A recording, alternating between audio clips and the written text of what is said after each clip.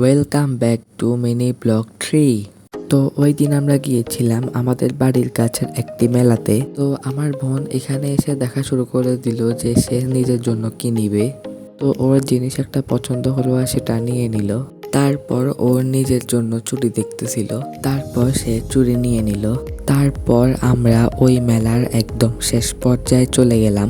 ওইখানের জিনিসগুলো দেখে আমি এতই কনফিউজ হয়ে গিয়েছিলাম যে কোনটা রেখে কোনটা নিব। পার্সোনালি আমার কাছে এই কাচের জিনিসগুলো অনেক বেশি ভালো লেগেছে।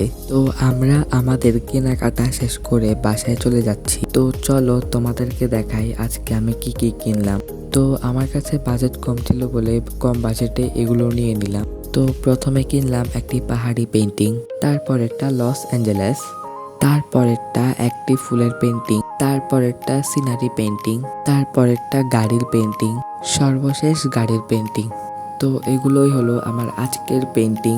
সো বন্ধুরা, দেখা হবে নেক্সট ব্লগে। আল্লাহ হাফেজ।